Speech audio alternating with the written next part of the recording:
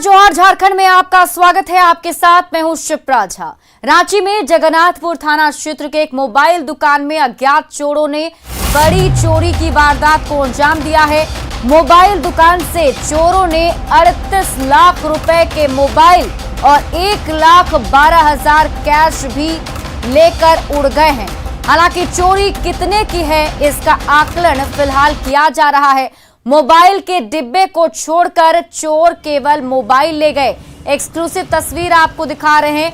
यहां पर 38 लाख रुपए के मोबाइल की चोरी की गई है और 1,12,000 कैश भी चोर अपने साथ ले गए। चोरी की इस वारदात जिस तरह से अंजाम दिया गया है उससे ये अंदाजा लगाया जा रहा है कि चोर कोई ना कोई जानकार ही है जिसे दुकान की पूरी जानकारी थी। चोर रस्सी के सहारे छत पर चढ़े और वहां लगे लोहे का गेट काटकर दुकान में घुसकर चोरी की वारदात को अंजाम दिया। मामले की जानकारी मिलने के बाद जगन्नाथपुर पुलिस मौके पर पहुंचकर पूरे मामले की जांच में जुट गई है। वहीं फॉरेंसिक टीम और डॉग स्क्वाड की टीम को भी बुलाया गया है। दुकान बढ़ा के गए, अभी 10:15 बजे खोले हैं तो सब डब्बा फेंका हुआ है नीचे। केवल मोबाइल खोल के ले गया है, सभी मोबाइल का डब्बा चार्जर वगैरह फेंका हुआ है। ऊपर से गेट तोड़ के ऊपर से चढ़ा है और रस्सी भी इस साइड से टंगा हुआ है। अनुमानित कहना मुश्किल है, क्या है कि अब माइनस करके ही पता चलेगा नई महीना में कितना बिका। पिछले महीना का स्टॉक 40 लाख के आसपास का नुकसान जो भी हो अब तो अभी हम नहीं बता पाएंगे, लेकिन अनुमान 30 प्लस निश्चित होगा। 30 प्लस। और इस खबर पर अधिक जानकारी के साथ हमारे सहयोगी ओम प्रकाश हमारे साथ रांची से जुड़े हुए हैं। ओम प्रकाश, क्या कुछ अपडेट मिल पा रहा है, कुछ जानकारी मिल पा रही है कि आखिर कैसे ये पूरी चोरी की वारदात को अंजाम दिया गया और कौन थे वो चोर? पुलिस को कुछ सुराग मिला है? जी शिप्रा, बता दें कि फिलहाल पुलिस पूरे मामले की तफ्तीश में जुटी हुई है। जहां तक चोरों की बात है, अब तक जो प्राथमिक जांच में बातें सामने आई उसके अनुसार कोई जान पहचान वाला ही शख्स जो पूरी तरह से दुकान की ज्योग्राफी से अवगत था, उसी के द्वारा इस पूरी चोरी की घटना को की साजिश रची गई और जिसके बाद इस पूरी घटना को कारित किया गया। फिलहाल पुलिस एफएसएल की टीम हो या फिर डॉग स्क्वाड की टीम, दोनों टीमें जो हैं वहां पर जांच कर रही हैं और पुलिस का दावा है कि जल्द ही आरोपियों का जो सुराग है वो मिल जाएगा और जल्द ही आरोपी जो होंगे वो लाखों के पीछे होंगे। तो पुलिस पूरी तरह से प्रयासरत है। हालांकि अब तक कोई अहम सुराग पुलिस के हाथ नहीं लगा है, लेकिन पुलिस का दावा है कि जल्द ही मामले का खुलासा किया जाएगा। जी ओम प्रकाश, जैसा कि हम तस्वीरों में देख पा रहे हैं, जो दुकान है वहां पे तोड़फोड़ भी हुई है, तो उसको लेकर कुछ जानकारी मिल पा रही है? पुलिस कैसे, जो चोर थे वो कैसे इस दुकान में दाखिल हुए और क्या वहां पर सीसीटीवी फुटेज नहीं था जो अभी तक पुलिस के हाथ नहीं लगा है? जी शिप्रा, बता दें कि जो बारिश का मौसम है, ऐसे में बिजली बार बार जो वोल्टेज है वो अप डाउन हो रहा था, जिस वजह से दुकानदार का कहना है कि उन्होंने सीसीटीवी को ऑफ कर रखा था और पिछले एक सप्ताह से ये लगातार सीसीटीवी ऑफ करके ही घर जाया कर रहे थे। तो सीसीटीवी फुटेज की जो मदद है वो पुलिस को नहीं मिल पाई है। वहीं जो तोड़ने के लिए जो चोर हैं वो छत के सहारे, रस्सी के सहारे छत पे चढ़े हैं। वहां से एक लोहे का गेट था, उसे तोड़ा गया है और फिर चोर जो है वो दुकान के अंदर दाखिल हुए हैं और फिर इस पूरी चोरी की घटना को अंजाम देकर उसी रस्सी के सहारे बाहर उतरकर फरार हो गए हैं। जैसा कि जिस तरह से वो रस्सी लटकी हुई मिली है, उसी से ये आशंका जाहिर की जा रही है। वहीं छत का ही गेट टूटा है, जिस वजह से पूरा अनुमान जताया जा रहा है कि चोर छत के रास्ते ही दुकान के अंदर दाखिल हुए। पुलिस फिलहाल मामले की तफ्तीश में है, लेकिन साफ तौर से जिस तरह से ये चोरी की घटना हुई है वो भीड़ भाड़ वाला इलाका है, चारों तरफ बाजार हैं और थाना भी 0.5 किलोमीटर की दूरी पर है। तो ऐसे में चोरी की वारदात हो जाना एक अहम सुरक्षा व्यवस्था पर सवाल खड़े करता है। जी, बहुत बहुत शुक्रिया ओम प्रकाश तमाम जानकारी के लिए। धनबाद के जज उत्तम आनंद की हत्या मामले की जांच तेज होती जा रही है। गुजरात के गांधीनगर में मामले में गिरफ्तार दोनों आरोपियों का नार्को टेस्ट पूरा हो गया है। वहीं फॉरेंसिक साइंस लैब में आरोपियों की ब्रेन मैपिंग हो रही है। आरोपियों से पूछताछ के लिए सवालों की पूरी लिस्ट तैयार की गई है। नार्को टेस्ट और ब्रेन मैपिंग की रिपोर्ट कुछ ही दिनों में आने की उम्मीद भी जताई जा रही है। माना जा रहा है कि इन टेस्ट के बाद जज उत्तम आनंद की मौत मामले में कई रहस्यों से पर्दा उठ सकता है।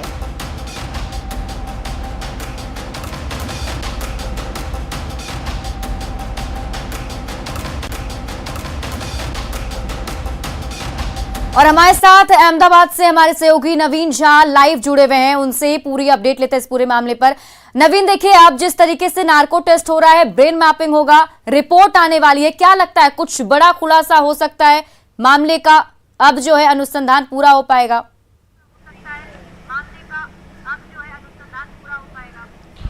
शिप्रा, देखिए कि पूरा ये जो मामला है, संदिग्ध मौत जो जज की हुई है झारखंड के अंदर, उसको लेके सीबीआई के जो ऑफिसर्स हैं वो जो पूरी इन्वेस्टिगेशन कर रहे हैं, तहकीकात कर रहे हैं।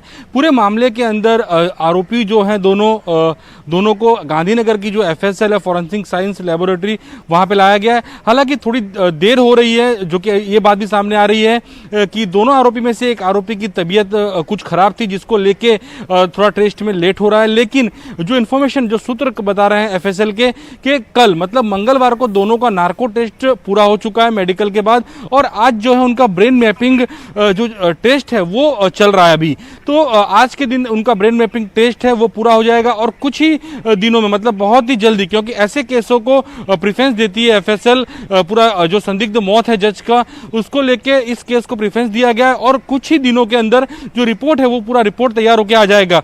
सीबीआई के ऑफिसर और जो नार्को के अधिकारी हैं, जो दोनों बैठ के जो पूरा सवालों का लिस्ट है वो बनाया गया है, और उस सवालों को लेके ही दोनों आरोपियों से ब्रेन मैपिंग जो सवाल हैं वो, और नार्को में जो सवाल पूछने थे वो सारे सवाल पूछे गए हैं कल। मतलब कि नार्को जो पूरा हो चुका है, ब्रेन मैपिंग चल रहा है, और कुछ ही दिनों में जो पूरा पर्दा है उस उठ जाएगा कि ये जो जज की मौत है रहस्य में, उसके पीछे हकीकत क्या है, और इसके पीछे किसी और का हाथ है कि मतलब ये किस तरह से पूरी घटना को अंजाम दिया गया है। जी बिल्कुल नवीन, जिस तरीके से हम देख भी पा रहे हैं कि सीबीआई की टीम लगातार इस पूरे मामले को लेकर काफी गंभीर है। 3 बार मौकाए वारदात पर गई, वहां पर उन्होंने सीन जो है रिक्रिएट किया, लेकिन अभी तक कहीं ना कहीं फिर भी सीबीआई के हाथ जो है वो खाली हैं। तो ऐसे में जो ये रिपोर्ट आने की उम्मीद जताई जा रही है कि 2 से 3 दिन बाद ये रिपोर्ट आएंगे, तो इस रिपोर्ट से कुछ सॉल्व हो पाएगा?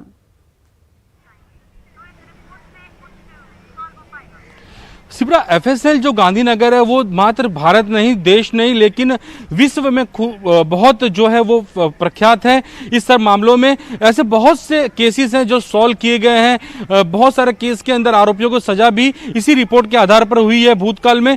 तो ये माना जा रहा है कि जो दोनों आरोपियों का कल नार्को हुआ है और जो ब्रेन मैपिंग चल रहा है, इन दोनों टेस्ट के आधार पर कुछ न कुछ तहकीकात में सीबीआई को मिलेगा, जो एविडेंस मिलेंगे, जिसको लेके पूरे मामले को सॉल्व किया जा सकता है। हालांकि आपकी बात बिल्कुल सही है कि अभी तक कुछ भी सीबीआई के हाथ नहीं लगा है, लेकिन सीबीआई भी पूरा इस रिपोर्ट के ऊपर भरोसा रखी हुई है कि नार्को और ये जो ब्रेन मैपिंग है उसका जो रिपोर्ट हो रहा है, ब्रेन मैपिंग आज पूरा हो जाएगा। मतलब कुछ ही दिनों में ये पूरा जो मामला है उस पे से खुलासा होगा, और सीबीआई को कुछ आशा की किरण इस जो रिपोर्ट है उस पर लग रही है। बिल्कुल नवीन, आप कह रहे हैं कि सवालों की लिस्ट भी तैयार की गई है, तो क्या लगता है कौन कौन से ऐसे सवाल होंगे, किस किस तरीके से वो सवाल घुमा फिरा कर आरोपियों से पूछा जाएगा? क्योंकि जाहिर सी बात है आरोपी भी कुछ बोलने से नकारेंगे ही।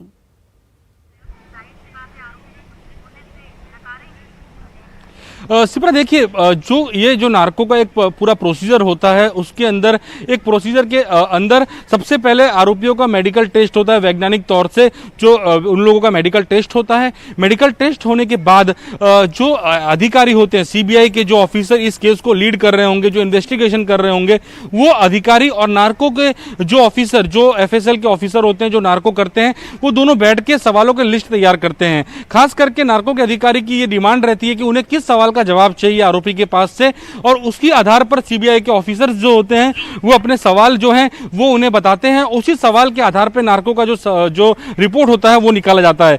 जहां तक इस केस की बात की जा रही है, बहुत बहुत शुक्रिया नवीन तमाम जानकारी के लिए। और झारखंड की और खबरें देखेंगे, लेकिन फिर से आपको लिए चलते हैं बिहार, जहां पर सीएम नीतीश कुमार लोगों को संबोधित कर रहे हैं। मंत्री श्री तारकिशोर प्रसाद जी, माननीय उप मुख्यमंत्री श्रीमती रेणु देवी जी, माननीय ऊर्जा मंत्री श्री विजेंद्र प्रसाद यादव जी, इस कार्यक्रम की अध्यक्षता कर रहे पथ निर्माण मंत्री श्री नितिन नवीन जी, इस कार्यक्रम में उपस्थित ग्रामीण कार्य विभाग के मंत्री श्री जयंत राज जी, इस कार्यक्रम से जुड़े हुए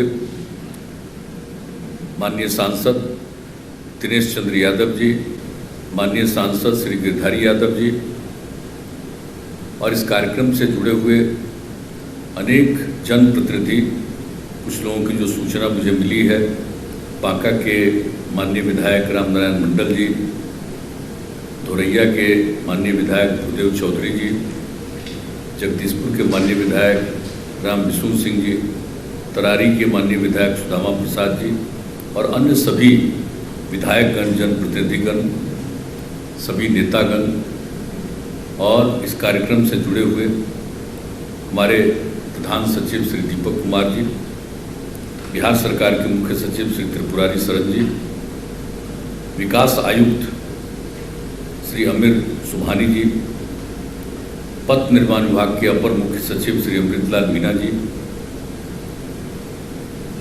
मुख्यमंत्री के प्रधान सचिव श्री चंचल कुमार जी, बिहार राज्य पथ विकास निगम लिमिटेड के प्रबंध निदेशक श्री पंकज कुमार जी,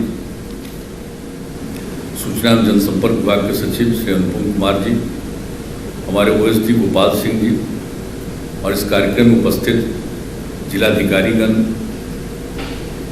इस कार्यक्रम से जुड़े हुए सभी पथ निर्माण विभाग के अधिकारीगण, अभियंतागण और वीडियो कॉन्फ्रेंसिंग वेबकास्टिंग के माध्यम से जुड़े हुए सभी पत्रकार बंधुओं, छायाकार बंधुओं और इस कार्यक्रम से जुड़े हुए विभिन्न स्थलों पर उपस्थित बहनों एवं भाइयों, मैं सबसे पहले पथ निर्माण विभाग को विशेष तौर पर बधाई देता हूं।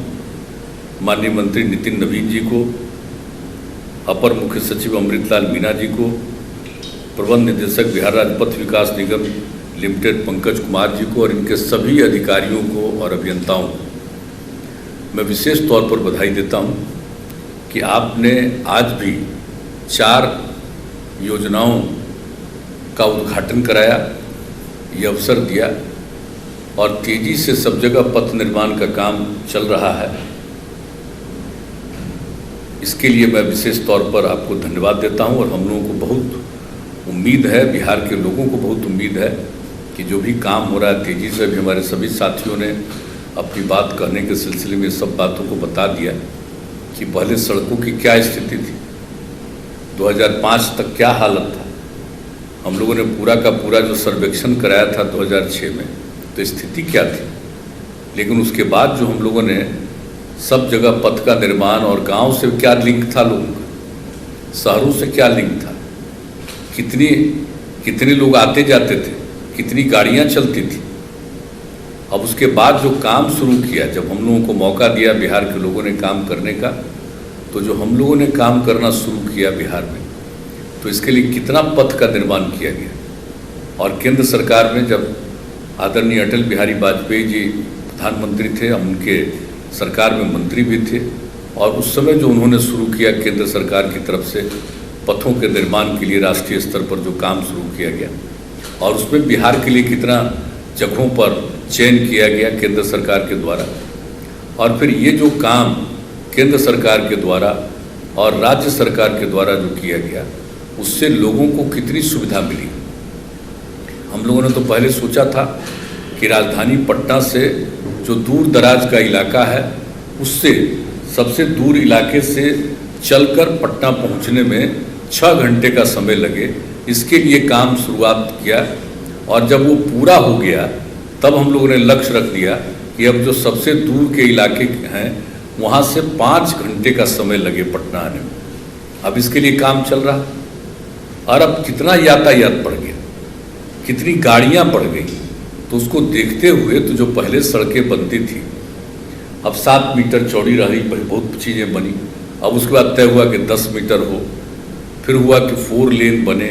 तो हर तरह से जो काम किया जा रहा है, और जान लीजिए जो भी हम लोगों का आज जो आपने उद्घाटन करवाया समूचा का, ये जो स्टेट हाईवे 102 जो बिहिया जगदीशपुर पीरो तनवार बिहटा है, state highway 85 Amarpur Akbar Nagar, state highway 84 घोंघा Panjwara, state highway 91 Bihariganj bypass. तो जो स्टेट हाईवे बना है, देखिए बहुत अच्छा स्टेट हाईवे हम लोगों का बनता है, और आवागमन लोगों का कितना बढ़िया हो रहा है। कभी सोचा था कि कितना समय और कितने समय में लोग जाते थे? अभी हमारी उप मुख्यमंत्री बोल रही थी कितना देर लगता था कहीं से कहीं आने में, और आज कितना समय लग रहा। तो ये सब सुविधा तो हुई है, लेकिन अब गाड़ियाँ इतनी चलने लगी हैं कि अब उसके चलते हम लोगों को तो चौड़ीकरण पर और जोर देना है, और अब सब लोगों को खुशी हो गई है।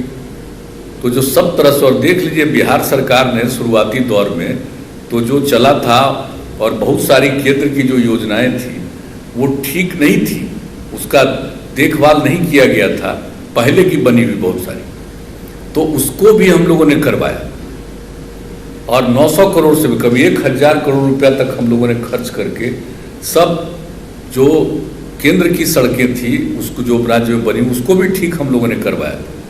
तो शुरू से ही हम लोग लगे रहे, और हम लोग तो सोचे कि मिलेगा, तो नहीं मिला तो एक अलग बात है। लेकिन हर प्रकार से जो देखने का काम किया गया है, और जिस तरह से बाहर के लोग आते हैं और बिहार होते हुए जो आगे जाते हैं, तो किस तरह से बाहर प्रशंसा करनी शुरू की थी कि क्या अच्छी स्थिति है सड़कों की, क्या अच्छी स्थिति है लॉ एंड ऑर्डर की, जो बाहर इसके बारे में चर्चा करते थे। तो खैर ये सब करते रहे, और अंत में जिसका जिक्र किया गया कि अब हम लोगों ने तो तय कर दिया कि भाई 5 घंटा जो हमारा सबसे दूर की जगह है वहाँ से आने में लगे, उसके लिए अब काम हो रहा। और कितना काम हो रहा, सब चीज़ को बढ़ाने का काम हो रहा। तो ये सब काम तो करना है, और अब तो और हम लोगों ने कर दिया है जो 7 निश्चय 2 का शुरू किया है सुलभ संपर्कता के अंतर्गत, कि सब चीज़ जो जितने शहरी क्षेत्र हैं उसके बाईपास का निर्माण कराया जाएगा, या जहाँ पर बाईपास के लिए ज़मीन नहीं मिलेगी तो फ्लाईओवर का निर्माण किया जाएगा। ये सब तय किया, और मुझे खुशी है कि ये पथ निर्माण विभाग ने इसको देख करके 120 चिन्हित स्थानों को चिन्हित कर लिया है जहाँ पर बाईपास के निर्माण की योजना पर कार्य किया जाएगा। तो ये सब काम जो शुरू किया जा रहा है, अब एक एक चीज़ समझ लीजिए कि किस तरह से सुविधा होने वाली है। और हम लोगों ने तो अब तय कर दिया कि सड़क का निर्माण तो करेंगे, पुल का निर्माण तो करेंगे, लेकिन उसके मेंटेनेंस का भी काम हम लोगों को करना है। हर हालत में मेंटेनेंस का काम करना है, और वो बहुत ज़रूरी है मेंटेनेंस करना। तो वो सबसे आवश्यक चीज़ है, और विभाग के द्वारा इसके बारे में तैयारी हो रही है। और मेरा तो सुझाव है कि चाहे सड़क हो, पुल हो, या जो बिल्डिंग्स बनते हैं, तो आप उसको टेंडर के माध्यम से करवाते हैं, वो ठीक है, लेकिन उसके मेंटेनेंस का काम डिपार्टमेंट को करना, हम ये बार बार सुझाव दे रहे हैं। हम तो यही आग्रह करेंगे कि डिपार्टमेंट करे, इसमें और ज़्यादा स्टाफ की नियुक्ति करनी हो, इंजीनियर्स की नियुक्ति करनी हो, ये सब को लगाए रहिए निरंतर रूप से। खाली ठेकेदारी से काम नहीं चलता। आप अगर करने लगिएगा तो आज आपको जितना खर्च हो रहा है मेंटेनेंस में, उससे कम खर्च में अगर डिपार्टमेंट खुद करेगा एक एक चीज़ का मेंटेनेंस, तो बहुत अच्छे ढंग से काम होगा, और सही मायने में डिपार्टमेंट के इंजीनियर्स को भी काम रहेगा। आजकल काम क्या होता है, तो पहले देखभाल थोड़ा करते हैं भाई, या उसकी सहमति न देते हैं, या सैंक्शन न करते हैं। करने का काम तो ठेकेदार करता है, तो फिर अगर ये इसके देखभाल के लिए भी और मेंटेनेंस के लिए भी ठेकेदारी होगा तो वो उतना अच्छा नहीं होगा। बार बार करते हैं हम तो दोनों विभाग को, और जो पथ इसमें भवन निर्माण है उनको भी हमने कहा कि भाई ये मेंटेनेंस का काम करिए। हम प्रार्थना करेंगे, देखिए आप लोगों से जरा तेजी से काम करवाइए, और मेंटेनेंस का काम करना है अगर खुद करिएगा तो सारे सड़क और पुल का निर्माण। पुल के बारे में हम कितना दिन से कह रहे हैं, हम बता रहे थे जब एक मीटिंग किए थे आप, तभी हमने बताया कि भाई देखिए पुल का भी मेंटेनेंस, और अपने इंजीनियर्स के बीच में, जैसे रेलवे की हमने बताई थी बात कि रेलवे में जितने ब्रिजेज हैं उसके लिए इंजीनियर्स का एक ग्रुप रहता है उसको देखने के लिए कि सब पुल ठीक ढंग से रहे। तो उसी तरह से हमने सुझाव दिया था कि हम लोगों को अपने पुल को भी हर तरह से देखना, मेंटेनेंस का काम करना। तो इसको जरूर देखिएगा, और बाकी तो कहाँ पर क्या बनना चाहिए ये सब तो हम लोग करते ही रहते हैं, और इसके लिए जो भी मेंटेनेंस के काम के लिए है उसको भी तो हम लोगों ने लोक शिकायत निवारण अधिनियम में भी शामिल किया है कि अगर कहीं पर मेंटेनेंस नहीं है तो शिकायत करेंगे तो उस पर काम भी होगा, और जिसके लिए जो जिम्मेवार हैं उनके ऊपर कार्रवाई भी होगी। तो ये सब काम, और आज भी अभी चर्चा जो इन पथों के बारे में जो बात हुई उसके बारे में, और उसके अलावा भी कई चीज़ों के बारे में जो आप लोगों ने कहवाया, जो परियोजनाओं से संबंधित वृत्त चित्र की प्रस्तुति थी, उसके सिलसिले में आप लोगों ने जो वृक्षारोपण का भी बताया, ये खुशी की बात है। हम लोग तो चाहते ही हैं और बहुत समय से कह रहे हैं वृक्षारोपण। तो जितनी सड़कें बनती हैं, हम तो बार बार कह रहे हैं, सड़क थोड़ा ऊंचा है तो दोनों तरफ एक एक ही हम लोगों को नहीं लगाना वृक्ष। आप देख लीजिए, अगर दो दो लगेगा दोनों तरफ तो और अच्छा है। तो उस तरह से उसको भी करने की बात हम बराबर करते रहते हैं कि वृक्षारोपण की भी संख्या बढ़े, उसका देखभाल भी होता रहे, सब चीज़ अच्छे ढंग से चलता रहे।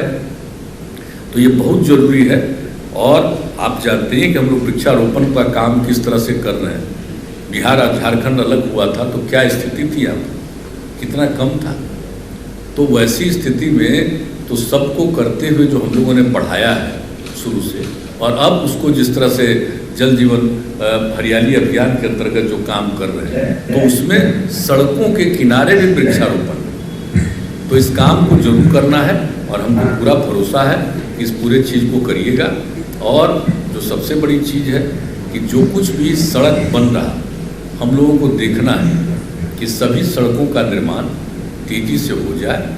और कभी कभी होता है कि सड़कों के निर्माण के लिए ज़रूरत होता है जगह लेने की, तो जगह लेने में बहुत विलम्ब आता है, तो उसके चलते भी काम करना पड़ता है। अब जैसे वो बात बिहटा सरमेरा पथ, तो उसके लिए तो डुमरी सरमेरा तो कब से बना हुआ है। अब बिहटा से डुमरी तक आना है तो कितना बार ला करके दिखा करके एक एक चीज़ को किया गया। तो अब तो हमको उम्मीद है कि जल्दी से जल्दी होगा। तो भी जो सड़क का नाम है, कहीं ऐसा नहीं हो कि बिहटा सरमेरा नाम पड़ा से कितना साल पहले, 12 साल पहले पड़ा, तो ऐसा नहीं हो जाए कि उसको डुमरी सरमेरा करने लगे। बिहटा सरमेरा, अब जरा कल्पना करिए कहाँ से कहाँ जाएगा, सरमेरा जाएगा तो सरमेरा से फिर मुकामा, उसके आगे कहाँ, और अब जो नई सड़कें बन रही है तो कितना और पूरब के इलाके में लोग जाएंगे, और बिहटा के इलाके से चल करके कैसा संपर्क होगा। ये बिहटा सरमेरा जो बनवाए तो एक और भी सड़क हो गया, जिससे कि पटना जिला के सबसे पश्चिम के इलाके से लेकर के पूरब के इलाके तक पहुंचने में कितनी सुविधा हो जाएगी। तो ये सब चीज़ों को देखते हुए अनेक जगहों पर सड़कों का निर्माण किया गया है, और आप देख लीजिए कितना अच्छा बना है। अटल पथ और दूसरे पथ का तो नामकरण हमने कहा था, तो आप लोगों ने पाटली पथ कर दिया कि क्या एक एक चीज़ हुआ, कितना सुंदर बना है। तो सब चीज़ तो एक एक चीज़ आप लोगों ने काम किया है, इसके लिए तो हम बधाई देंगे। और हम लोगों को सबसे ज़्यादा अच्छा लगता है कि जब तेजी से रोड का काम हो जाएगा, ब्रिजेज का काम होगा, तो लोग कितना प्रसन्न होते हैं, कितना खुश होते हैं। तो इसलिए आज तो 4 का आप लोगों ने शुरुआत उद्घाटन कर दिया, और सिर्फ एक ही चीज़ है जिसमें आपका ये जो घोंघा पंजवारा है, उसी में एक जो आरओबी बनना है, तो उसमें भू अर्जन में विलम्ब हुआ है। लेकिन अब इस काम को आप जनवरी 2022 तक पूरा कर लीजिएगा, ये अच्छी बात है। जो हम लोगों को आपने सूचना दी वो भी काम हो जाएगा, तो ये बहुत अच्छा होगा। तो इससे लोगों को कितनी सहूलियत होगी। अब बिहारीगंज बाईपास जो आप लोगों ने किया है, भाई कितना बढ़िया होगा, कितना सुविधा होगी लोगों को। मधेपुरा, सुपौल जिलों में आने जाने के लिए जगह पर दिक्कत होती थी, और बिहारीगंज का बाईपास आप लोग बना लिया है, ये बहुत अच्छा लग रहा है। एक एक बहुत अच्छे ढंग से काम आप लोगों ने कर दिया है। घोंघा पंजवारा का भी जो हुआ है काम, तो कितने अच्छे ढंग से, किस प्रकार से आप समझ लीजिए कि कहलगांव की तरफ से भागलपुर आए बिना घोंघा होते हुए दक्षिण और पश्चिम की तरफ जाया जाए, कितना सुविधा होगी लोगों को कहीं भी जाने में और आने में। तो इन सड़कों के बारे में जो आप लोगों ने कर दिया, अमरपुर अकबर नगर SH 85 का भी काम किया, ये बहुत अच्छा हो गया है। अकबर नगर के पास जो सुल्तानगंज के पास है, वहाँ से आप अगवानी घाट पर तो पुल बन ही रहा, लेकिन जो ये अकबर नगर से लेकर के अमरपुर की बात, जो अमरपुर से तक का ये पूरा का पूरा जो होगा, तो कितनी सुविधा होगी। और वो ब्रिज बनने के अंतिम चरण में है, तो किस तरह से लोगों को दक्षिण बिहार से उत्तर बिहार जाने में कितनी सहूलियत होगी। तो सब तरह की सुविधा इसमें होगी। और फिर बिहिया, जगदीशपुर, पीरो, दनवार, बिहटा, ये जो इसका आप लोगों ने करा दिया है, इसका कितना फायदा होगा। इसमें तो आरा सासाराम रेल लाइन पर पीरो में आरओबी का भी निर्माण किया गया है, तो अब कितनी सुविधा होगी लोगों को एक तरफ से दूसरी तरफ जाने में। ये सबको पता चला जो है तो लोग को लाभ होगा। और इसी तरह से अनेक योजनाएं जो बनी हुई है उसका लाभ होगा। और अब मुझे खुशी है कि बहुत सारी योजनाएं जो स्वीकृत हैं उसका टेंडर वगैरह भी हो गया, अब उसकी भी शुरुआत अब करने जा रहे हैं। तो जिस शुरुआत होगा उस दिन उसी की चर्चा हो, तो ये मुझे खुशी है। तो आप लोग करिए, लेकिन दोहरा करके सिर्फ एक मेरा अनुरोध है, और वो अनुरोध है मेंटेनेंस का, और किसी चीज़ का नहीं। बनाइए और उसका मेंटेनेंस करिए, और डिपार्टमेंट ही डिपार्टमेंटली करे। मेरी बात अगर गौर से सुन लीजिए और ध्यान दीजिएगा। शुरू में देखिए, हम भी इंजीनियरिंग पढ़े, लेकिन हमारे साथ पढ़े हुए इंजीनियर तो कब के रिटायर कर गए। हम केंद्र में अटल जी ने हमको बनाया था रेलवे का काम, तो इंजीनियरिंग का सबसे बड़ा डिपार्टमेंट तो वही है ना। तो पढ़ाई से लेकर के, और हमारे जो साथी पढ़ करके चीफ मुख्य तक होते हुए अपना रिटायर किए हैं कितने लोग, तो सबसे हमारी बात होती रहती थी, समझ गए ना। तो डिपार्टमेंट में अगर इंजीनियर लोग थोड़ा उसको लगे कि हमको बहुत मेहनत करना पड़ेगा, ये सब करेगा, समझ गए कि नहीं। लेकिन निश्चित रूप से अगर जिस दिन आप तय करिएगा, हमने जब कहा ये भवन, ये इसमें आपको ग्रामीण कार्य वाले में, तो एक हमारे विधायक लिख करके हमको चिट्ठी भेजी, कहे कि साहब इसको डिपार्टमेंट से मेंटेन नहीं करता, उनको बुलवाए, बड़ा पुराने आदमी थे। हम कि आपको क्या कहा यार, बताइए तो, ये कौन ही सब बोला। आप क्या जानते हैं जो ये जो मेंटेनेंस करेगा डिपार्टमेंट, वो कितना जरूरी होगा। रोज उनको काम रहेगा और वो मेंटेनेंस करते रहेंगे। और जब हम लोग इसको लोक शिकायत निवारण कानून में भी डाल दिए हैं, अगर मेंटेनेंस नहीं होगा तो जिम्मेवार वो रहेंगे, इसलिए जरूर मेंटेनेंस होगा। तो जिम्मेवारी भी दीजिए। इसलिए हमारा आग्रह होगा भाई, अब हम तो यही कहेंगे आप सबसे, अमृतलाल मीणा जी से, जब अमृतलाल मीणा जी तब बहुत दिन आप काम किए हैं, अब आप जाने वाले, लेकिन कुछ करके जाइए, हम यही कहेंगे। ये सब जो डिपार्टमेंट वाला हम कह रहे हैं, ये कर लीजिए कि डिपार्टमेंट ही करेगा, सब लोगों को समझा बुझा करके, और डिपार्टमेंट के माध्यम से भी इसको करिए। ग्रामीण कार्य वाला तो बहुत आगे, इसमें मेंटेनेंस वाले काम के लिए भी बढ़ा है, लेकिन आपसे भी हम आग्रह करेंगे पथ निर्माण में कि ये काम जरूर कर दीजिए, मेरा यही आग्रह है। और बाकी जो आप सब काम करते हैं, मुझे खुशी है। मैं अभियंताओं को भी धन्यवाद देता हूँ, और अभियंता लोग बैठे उनको भी कहेंगे कि आप जान लीजिए, भूलिएगा मत, हम भी वही पढ़ाई पढ़े हैं। तो हम इसीलिए आप सब लोगों से यही आग्रह करेंगे कि भाई अभियंता है तो सही मायने में पूरे तौर पर ऐसा काम करिए, ऐसा काम करिए कि आप ही का नाम हो। और आप जानते हैं कि हम लोग अपने इलाके में जब से रहे, एमएलए एमपी कहीं काम करवा देते थे, तो उस इलाके में इंजीनियर लोगों को कितना सलाम करता था सर। तो ये जो मेंटेनेंस का काम आप करिएगा, तो आप जान लीजिए पॉलिटिकल लोगों से ज्यादा आपको लोग सम्मान देगा, इज्जत करेगा इंजीनियर लोगों को। तो ये समझ लीजिए। और आपके जितने स्टाफ है, तो हम इतना बात जरूर करेंगे, आप लोग जरा मेरे बात पर गौर करिएगा, ये सब के हित में और सबको आगे बढ़ाने का, और सही मायने में एक एक चीज को देखने का और मेंटेन करने का। तो इतना ही हमको अनुरोध करना था। बाकी तो जो काम कर रहे हैं बहुत अच्छा है, इसके लिए हम आप सब लोगों को बधाई देते हैं। और आज भी जो 4 कार्यक्रमों का आप लोगों ने उद्घाटन कराया, मैं पुनः इसके लिए धन्यवाद देता हूँ। और इसी तरह से सब जगह के बारे में आप लोगों ने तो एक देख ही लिया है। हम ये देख रहे थे कि आप लोगों ने काफ़ी, जो हम लोगों ने स्टेट हाईवे जो बनाया था, उस स्टेट हाईवे में आप लोगों ने कई जगहों पर उसके चौड़ीकरण का काम करना प्रारंभ कर दिया है। और ये भी स्टेट हाईवे का ही चालू है, उसी के बारे में जो आपने किया है, तो इसके लिए भी मैं आपको बधाई देता हूँ। और ये काम निश्चित रूप से इसको तेज़ी से करते रहिए। और हम तो कहेंगे कि भाई स्टेट हाईवे, तो इसको स्टेट हाईवे को स्टेट हाईवे ही रहने दीजिएगा। अगर स्टेट हाईवे को स्टेट हाईवे ही रख करके कीजिएगा काम, तो आपके राज्य की प्रतिष्ठा बहुत और बढ़ेगी। अभी जो बोल रहे हैं 4थे नंबर पर कुछ भी, तो स्टेट का रोड स्टेट हाईवे रहेगा, वो अगर पूरे तौर पर बढ़िया से और ब्रिजेज मेंटेन होगा, तो आपके राज्य की इज्जत और बढ़ेगी लोगों के सामने। ये हम आपसे आग्रह करेंगे। तो इतना ही कहते हुए मैं पुनः आपको बधाई देता हूं और अपनी बात को समाप्त करता हूं। धन्यवाद। माननीय मुख्यमंत्री महोदय को दिल से आभार व्यक्त करती हूँ। आज के इस कार्यक्रम में अपनी शुभकामनाएं, अपना मार्गदर्शन और आशीर्वाद। तो बिहार को बड़ी सौगात। इस वक्त आप लाइव सीधा प्रसारण देख रहे थे। मुख्यमंत्री नीतीश कुमार ने जो बड़ी बातें कही हैं, उन्होंने इंजीनियर्स से अपील की है कि अच्छा काम कीजिएगा तो लोग याद रखेंगे, आपकी इज्जत करेंगे।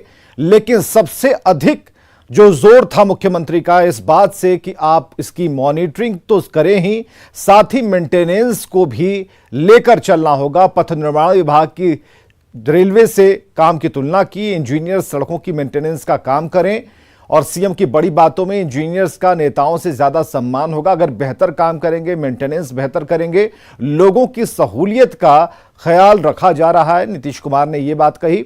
उन्होंने सड़क बनने से लोगों को सुविधा होने की बात कही। तो पथ निर्माण विभाग भी रेलवे की तरह काम करे।